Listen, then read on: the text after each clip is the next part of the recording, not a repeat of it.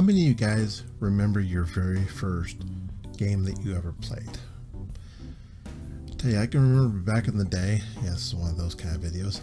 I can remember back in the day when the only kind of games that we ever really actually had exposure to were in the arcades. Didn't really have home systems pretty much until, like, you know, in the 70s, when people were starting to come out with things like Pong and Atari. I remember when I had an Atari. In fact, we didn't even really have an Atari. We had the Sears version of it. We had the Sears Telegames version, which is pretty much the same thing. It's just put out by Sears. And we had our share of games. We had ones that we really liked. We liked Space Invaders, liked Haunted House, loved Pitfall, and there were some games that just kind of stuck with you.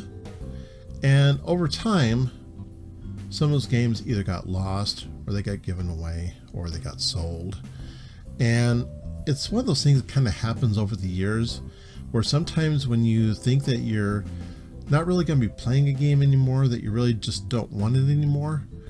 And it's one of those things that over time has kind of made less and less sense to me these days, because what happens if you buy a game, even if you buy it on discount or at new price, and you decide, oh, I'm done with the game, I'm not going to play it anymore, I'm just going to, sell it to the pawn shop, I'm going to sell it on eBay, I'm going to give it to a friend of mine, I'm never going to play it again. But what happens if you actually do want to play it again? What happens if it's one of those games that you look for it years later, and all of a sudden, in order to get the same game, you have to pay a lot more money than what you originally bought it? And some of these games you can't even hardly find anymore. So I've kind of gotten onto the mindset of, if I'm going to buy a game, it's just going to go in my collection. It's just going to stay there, because there's no sense in selling a game that you might want to play later. In fact, I actually have some interesting examples of games that I've played over the years that I've gone back and wanted to play again. This one right here is Castle Evolution starring Mickey Mouse, and this was out for the Sega Genesis back in the day. Ooh, thing's shining. Okay. Castle Evolution is a really, really fun game. It's a really cool Disney game. It's got a lot of good platforming elements to it, a really good sense of adventure. And I had it before, and I had sold it, and I'm lucky I've actually found a copy that was still in the case. So now that I've got it back, it's staying in my collection for a long time. It's just going to stay there. It's not going to leave. Another game that I had played, and I know as soon as I show you guys this, everybody's going to go, yeah, I know that game. It's for the Dreamcast. Shenmue. This is probably one of my biggest reasons why I still have a Dreamcast to this day. Shenmue. This game is gold. Oh my goodness. What a great story. You've got Ryo Hazuki avenging the death of his father, going on search of Lan Di. So I played all the way through this one. Played all the way through the second one on the original Xbox. And now Yu Suzuki has actually started a Kickstarter campaign to bring out the third one. I'm like, wow, a third one? Seriously? That's awesome. That's going to be like the best thing ever. So I'm really, really looking forward to when that game comes out, because I am so on board with it. Another type of game that I've got in my collection, and I'm not quite sure why I thought these games were going to be any good, but I got them just because it was like the thing to do at the time. And you're probably thinking, I know what games he got. It's those ones he got from that fast food place, right? Yep. I got all three of them. And they play on the original Xbox or the Xbox 360. And what's funny is that out of all three of these games, I mean, they're cheesy, they're corny. Some people say they're downright sucky. But the one I actually got the most enjoyment out of was Sneak King. And I don't know why, maybe it's just my morbid sense of humor, but come on, you have to laugh when you sneak up on somebody and give them a Whopper. I mean, it's just one of those things that you just gotta laugh at. One game I did get, and I got it on the hype train, and I don't know why I got it. I'm not going to sell it. It's going to stay in my collection forever. It's probably going to collect dust.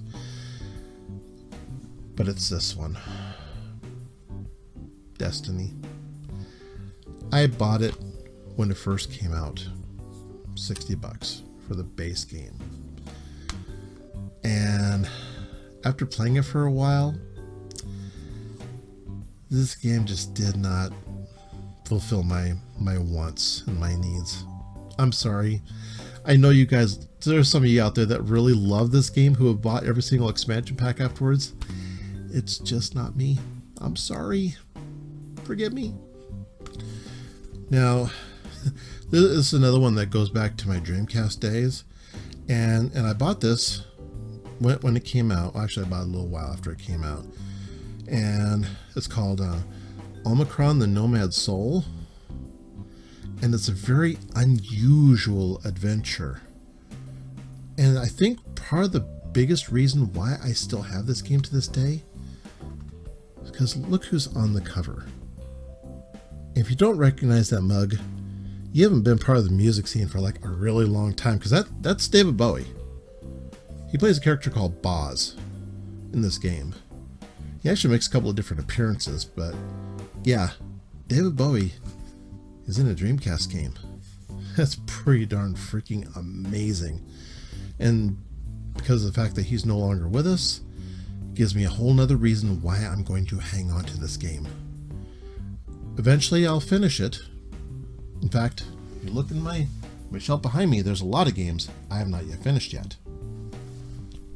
Yes, I do pick up games, and eventually I do plan on playing them. I just haven't gotten around to it yet. I finished the first one, working on the second one. I still have all of these to get through too.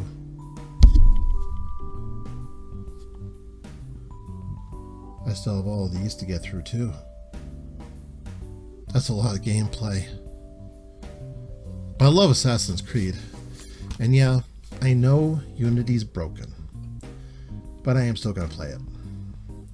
I bought it. I'm going to play it. I'm looking forward to Black Flag. That one's going to be killer. I do love quirky games. I love unusual games. In fact, one of the most unusual games I'd ever played was a game called Intelligent Cube. And this is back on the PS1. And probably not too many people have heard about it, or maybe they have. But the whole premise is basically you're on a playing field of blocks that are all coming towards you, and the whole goal is to take out all the blocks before they either get past you or they crush you. And there's a whole lot of strategy that goes around about it. And it's a fun game, but it is really rare to find these days. And one of these days I'll get it back in my collection. And when I get it back in my collection, it's going to stay there. Really, this time I'm going to. Of course, again, I said the same thing about Crash Bandicoot, and I bought and sold the first 3 games probably like 4 and 5 times. Yeah, that was pretty stupid. Another game series I really like, don't know how I ever got into it, but I'm glad I did, was the Katamari series. And this is actually the second one. This is We Love Katamari. I have Katamari Damacy. We Love Katamari. I don't have Beautiful Katamari anymore because I was really pissed off at the game, because I come to find out that only half of the game was really on the disc. The rest of it was all locked behind a paywall when the content was actually on the disc to begin with. Give me a break. But I do have Katamari Forever. That one I do have, and I also have Touch My Katamari.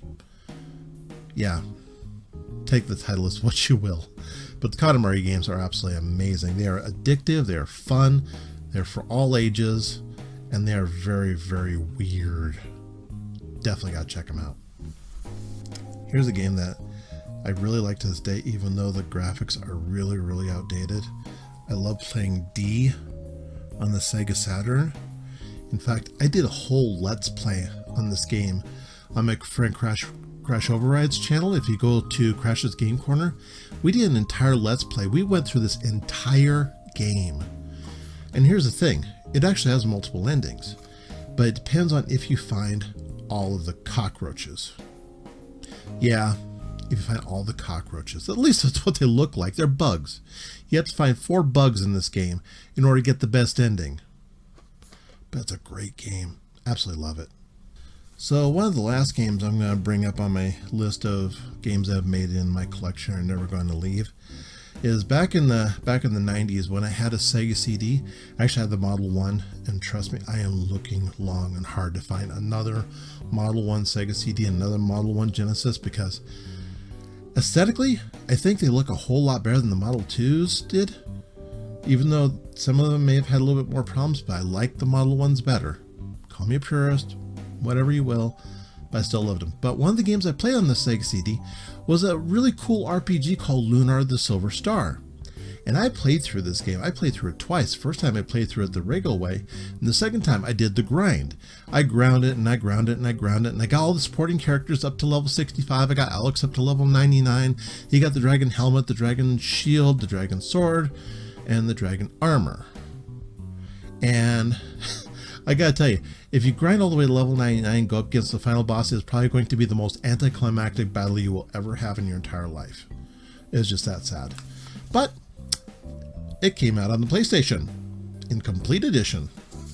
And yes, I actually have the entire package. I've got the book, I've got everything that comes with this. This is complete.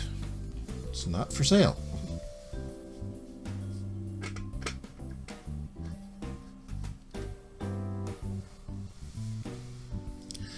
So when it comes to playing games and collecting games, I think the best piece of advice I could probably give people is that when you buy a game, eventually you're probably going to want to come back to that game someday. Even if you get really ticked off at it, years later on down the road, you're probably going to feel nostalgic about it, and you're probably going to want to look for it again. And then you're going to be really pissed off if you don't have it in your collection. So I think that's why a lot more people who are the avid game collectors, they do hang on to games like that. And I found that if you go to get rid of your games at the pawn shops or the game stores, you're not going to get a real big of a return on your investment. You're never going to get what you actually paid for the game. So why bother? It doesn't make any sense. It just doesn't. You're just dropping coins in your wallet. Just like that. Yes, my phone makes that noise. Deal with it. So, anyway, I just thought I'd share that with you. And I just found out tonight that I have passed having 50 subscribers to my channel. And I know to some people that's not a lot, but to me that's actually pretty darn huge. I'm like, that many people are actually interested in my content? I must be doing something right. And it's like, all I gotta say is thank you guys. Thank you everybody for stopping by, giving me a little bit of your time, seeing what I'm all about, seeing what this channel is all about, and I hope you do keep coming back. So, if you like what you see, go ahead and, hit the like button, hit the subscribe button if you haven't already. And I'm gonna keep making content. I'm gonna keep making videos because I think I found this kind of hobby, this kind of thing that I really want to get into, and I want to get into it more. I want to share more of these random types of things with you. So do stick around. Come on back, grab yourself a cup of Joe or your favorite other beverage, and sit down and listen to some randomness. So until next time, always be yourself, be a little random, and enjoy every day as possible. Take care.